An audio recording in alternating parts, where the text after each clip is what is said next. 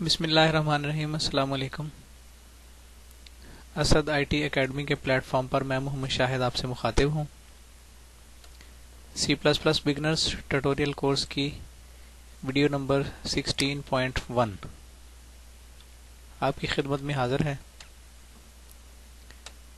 पिछली वीडियो में हमने रैंडम नंबर जनरेशन का एक प्रोग्राम बनाया था। उसमें हमने एक लॉजिक इस्तेमाल की थी। उसी प्रोग्राम की लॉजिक को चेंज करते हुए सेम रिजल्ट और आउटपुट के साथ, यानी आउटपुट और रिजल्ट सेम रहेगा, सिर्फ उस प्रोग्राम में हल्की सी लॉजिक चेंज करेंगे। कल का पिछले सेशन में जो हमने प्रोग्राम बनाया था वीडियो नंबर 16 में, उसमें हम थोड़ी सी मॉडिफिकेशन करते हैं। उसमें हमने एक लॉजिक इस्तेमाल की थी, वो शायद कुछ स्टूडेंट्स की समझ में ना आए, तो इसी प्रोग्राम की दो और डिफरेंट लॉजिक जो है वो आपकी खिदमत में पेश करता हूँ ताकि आप उसको आसानी के साथ समझ सकें। पिछले प्रोग्राम में हमने यहाँ पर एक कम्प्लेक्स किस्म की जो है वो स्टेटमेंट यूज़ की थी, लेकिन आज हम क्या करते हैं, इसमें हम एक सिंपल सी स्टेटमेंट यूज़ करते हैं। बाकी सारे का सारा प्रोग्राम वही है। इसमें कुछ थोड़ा सा अजाफी स्टेटमेंट्स थी जो मैंने डिलीट कर दी हैं।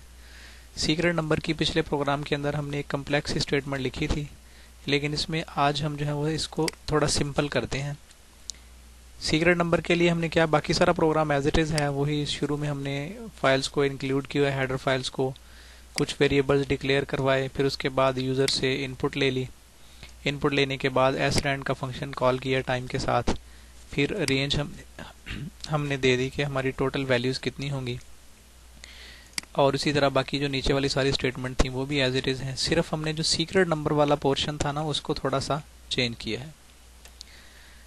सीक्रेट नंबर वाले में हमने पिछली स्टेटमेंट में थोड़ा कम्प्लेक्स चीज़ें यूज़ की थी, और उसके अंदर हमने मैक्स जो एक कांस्टेंट था वो भी यूज़ किया था, rand_max का। लेकिन इसमें हमने एक और लॉजिक जो है वो छोटी सी यूज़ किया, और वो ये ज़्यादा सिंपल और इजी है उसकी निस्बत। तो इस स्टेटमेंट को ज़रा थोड़ा सा गौर से देखें। सीक्रेट नंबर जो हमारा वेरिएबल है उसमें हमको वैल्यू रखेंगे। कौन सी वैल्यू रखेंगे? सबसे पहले तो हमारी लोअर लिमिट आनी चाहिए, और उसके अंदर हम ये चाह रहे हैं कि रैंड के फंक्शन को जनरेट करते हुए कोई वैल्यू पकड़ें और उसका रिमाइंडर ले लें हम रेंज के साथ। इससे क्या होगा? इससे ये होगा कि हमारी रेंज कितनी भी है, हमारी रेंज कितनी है, रेंज में हम देख लेते हैं यहाँ पे upper limit minus lower limit +1। अगर हमारी रेंज 11 है तो हमें 11 से छोटे नंबर मिलेंगे। अगर हम रैंडम नंबर को रेंज से मॉडुलस ऑपरेटर के साथ, ये जो परसेंटेज का साइन है ये बेसिकली मॉडुलस ऑपरेटर है, रिमाइंडर ऑपरेटर है। इसकी फंक्शनैलिटी क्या है ये पिछली कुछ वीडियोस में मैं आपको बता चुका हूँ। अगर किसी को इसकी फंक्शनैलिटी के बारे में जानना हो तो वो हमारी पिछली वीडियोस देख सकते हैं। यहाँ थोड़ा सा मैं इसका रिकैप करता हूँ कि जो मॉडुलस ऑपरेटर है ये क्या करता है कि जिस तरह हम डिवाइड करते हैं, 10 को आप 3 पे डिवाइड करें तो 3 3 9 और आंसर 3 पॉइंट समथिंग आता है। लेकिन अगर 10 को 3 पर डिवाइड करें, पूरा पूरा डिवाइड ना करें, इंटीजर डिवीजन हो, यानी इशारिये वाली वैल्यू हमें ना चाहिए हो, तो 10 को 3 पे अगर डिवाइड करेंगे तो 3 3 9 और 10 में से 9 निकल के बाकी जो है वो 1 बच जाएगा। ये क्या चीज़ है ये मैं आपको ज़रा थोड़ा एक्सेल में बताता हूँ ताकि आपको ज़रा क्लियर हो जाए।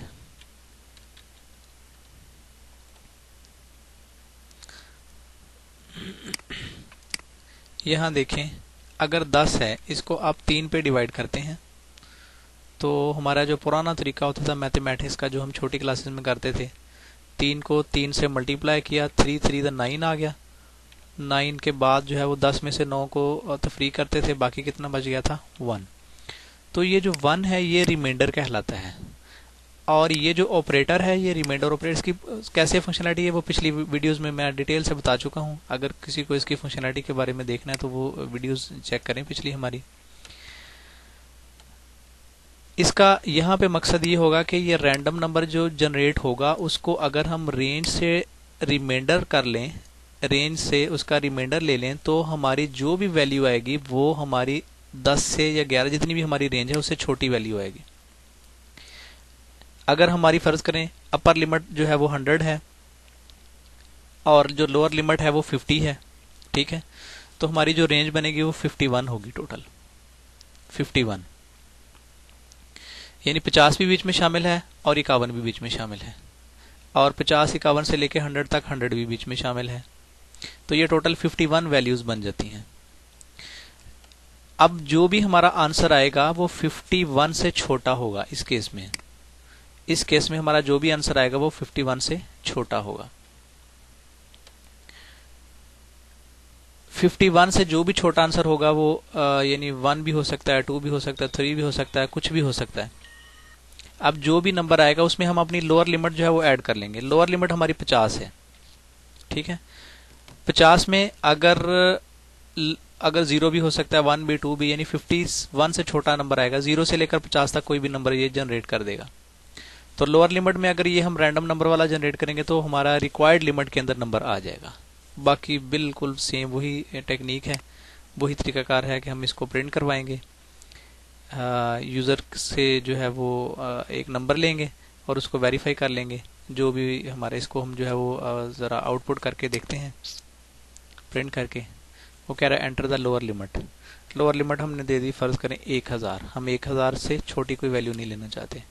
और हमारी जो अपर लिमिट होगी, अपर लिमिट हमारी है जी 1150, ठीक है। तो कंप्यूटर को कैलकुलेट करें इस रेंज के अंदर कोई भी वैल्यू हम दे देते हैं, उसकी वैल्यू दे देते हैं जी 1090 हमने वैल्यू दे दी उस रेंज के अंदर ही, ठीक है।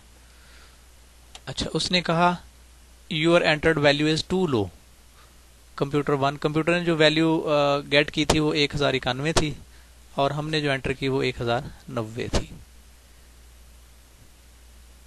तो आज के लिए इतना ही काफ़ी है। यानी जो इस प्रोग्राम की एक और लॉजिक भी हम आपके सामने पेश कर सकते हैं, वो भी सिंपल है। वो हम क्या करते हैं, वो इससे भी ज़्यादा सिंपल है। वो हम क्या करते हैं कि हम एक लूप लगा लेते हैं। एक लूप के जरिए वो एक और प्रोग्राम है, वो मैं आपको वो भी दिखा देता हूँ, वो मैंने यहाँ बनाया है।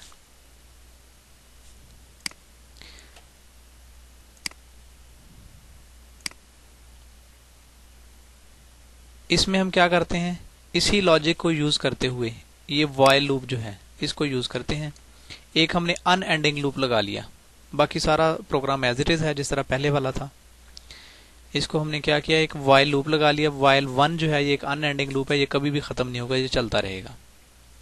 अच्छा, अभी इसमें सीक्रेट नंबर जो है वो क्या करे, रैंड परसेंटेज अपर +1, जो हमारी अपर लिमिट थी, अपर लिमिट जो हमने यूजर से ली है, उस अपर लिमिट तक कोई भी रैंडम नंबर जनरेट कर देगा, ठीक है। लेकिन इसमें एक प्रॉब्लम ये भी आ सकती है कि वो हमारी रेंज से छोटा नंबर, जो अगर हमने लोअर लिमिट दे दी, फर्ज करें 5 दे दिए, तो 5 से छोटा भी नंबर जनरेट कर सकता है। तो उस नंबर को तो हमें नहीं चाहिए। उसके लिए फिर हम क्या करेंगे, उसके लिए हमने यहाँ पे एक जो है वो ब्रेक स्टेटमेंट को यूज़ किया और एक कंटिन्यू स्टेटमेंट को यूज़ किया है। ये मैंने एक डिफरेंट लॉजिक पेश की है ताकि स्टूडेंट की समझ में मल्टीपल ऑप्शंस आ सकेंगे, एक प्रॉब्लम को कैसे हम मुख्तलिफ तरीके से सॉल्व कर सकते हैं। तो इसमें क्या होगा कि वो चेक करेगा कि if secret number is greater than equal to lower, एक कंडीशन मैंने लगा दी कि अगर वो चेक कर ले कि जो कंप्यूटर ने जो सीक्रेट नंबर जनरेट किया है जो हमारी लोअर लिमिट है उससे बड़ा है या उसके बराबर है, तो फिर तो ये लूप ब्रेक हो जाए, ठीक है। यानी उसका मतलब यह है कि उसको वो डिजायर्ड नंबर मिल गया।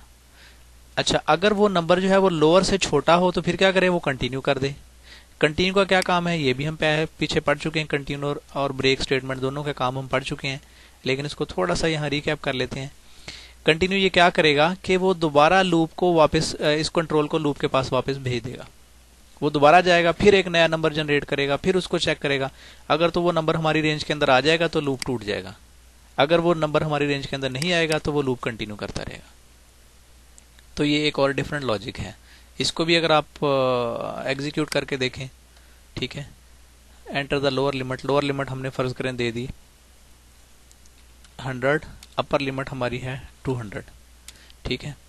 कंप्यूटर क्या करेगा, इसमें जो है वो रैंडम नंबर जनरेट करेगा। इसमें थोड़ा उसको टाइम लग सकता है क्योंकि हमने एक लूप लगाया है, और मुमकिन है कि उसको थोड़ा ज़्यादा टाइम लग जाए और वो कैलकुलेट करे, क्योंकि हमारा लूप हर दफ़ा पता नहीं कितनी बार चलेगा, हमें पता ही नहीं है कितनी बार चलेगा, 2 बार चलेगा, 10 बार चलेगा, 1000 बार चलेगा, एक अनएंडिंग लूप हमने लगा दिया।